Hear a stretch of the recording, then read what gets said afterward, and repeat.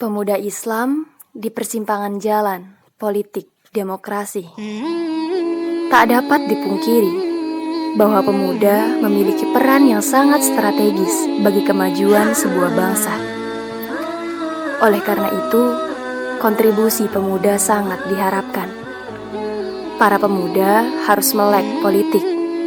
Tentu saja, politik dalam makna yang sesungguhnya.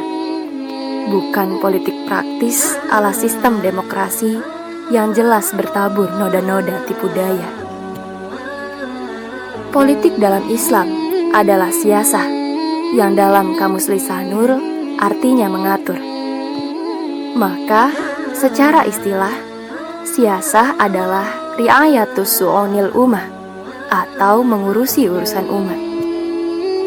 Jadi, politik dalam Islam bukan perkara perebutan kursi kekuasaan sebagaimana sangat nyata di sistem demokrasi, melainkan melakukan aktivitas mengurus urusan umat dengan aturan Islam.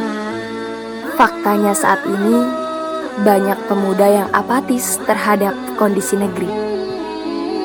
Jikapun peduli, mereka masih berada dalam tataran politik praktis ala demokrasi. Sehingga, tentu saja hal tersebut tidak akan mampu mewujudkan perubahan sebagaimana yang diharapkan. Berdasarkan hasil survei yang dilakukan oleh Indikator Politik Indonesia, diketahui bahwa sebanyak 64,7% anak muda menilai partai politik atau politisi di Indonesia tidak terlalu baik dalam mewakili aspirasi masyarakat. Sedangkan sebanyak 25,7% anak muda menilai para politisi sudah cukup baik mendengarkan aspirasi. Dikutip dari mereka.com. Meskipun begitu, para pemuda nyatanya masih berharap pada sistem demokrasi. Mereka terjebak dalam harapan kepada rotasi pergantian pemimpin, tanpa pernah berpikir tentang pergantian sistem. Bukankah setiap negara ingin maju dan bertumbuh, yakni terwujudnya kesejahteraan dalam seluruh aspek kehidupan, baik aspek ekonomi, sosial, politik, hukum, pendidikan, kesehatan, dan keamanan. Namun faktanya, dalam kubangan sistem demokrasi hari ini, hampir seluruh aspek tersebut anjlok. Maka, adanya sebuah perubahan hakiki merupakan sesuatu yang tak bisa ditawar lagi. Bukan dengan kendaraan demokrasi, karena demokrasi sudah terbukti gagal menyelamatkan negeri ini. Kita harus beralih pada sistem alternatif, yakni sistem Islam dalam menyelesaikan segala persoalan yang terjadi di negeri ini.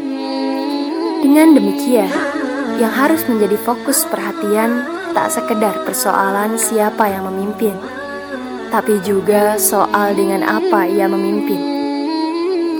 Hakikatnya, sistem pemerintahan dan pemimpin yang menjalankan roda pemerintahan adalah dua hal yang tak bisa dipisahkan. Keduanya saling bertaut. Maka, tidak bisa kita hanya berfokus pada pergantian pemimpin, sementara sistem yang telah nyata membawa pada kehancuran tetap dipertahankan. Sejatinya, selama sistem yang menjadi landasannya adalah sistem demokrasi sekuler, maka perubahan yang diharapkan tentu tak akan pernah menjadi nyata. Sebab akan selalu berbenturan antara kebenaran dan kebatilan. Sebagaimana halnya minyak dengan air, tak akan mungkin bisa menyatu. Itu sunatullah. Demokrasi adalah produk akal manusia. Hal yang paling menonjol darinya adalah prinsip kedaulatan di tangan rakyat. Artinya, rakyat berhak membuat hukum lewat para wakilnya. Demokrasi juga memiliki 4 pilar kebebasan, yakni kebebasan beragama, kebebasan berpendapat, kebebasan berkepemilikan, dan kebebasan berekspresi. Sungguh, konsep-konsep politik demokrasi tersebut sangat bertentangan dengan ajaran Islam. Sejatinya dalam Islam, rakyat atau manusia tidak berdaulat membuat hukum, sebab manusia adalah makhluk yang lemah dan terbatas. Hak membuat hukum hanyalah milik Allah Subhanahu wa Ta'ala, sebagaimana firman-Nya, "Dan hendaklah engkau memutuskan perkara di antara manusia menurut apa yang diturunkan Allah."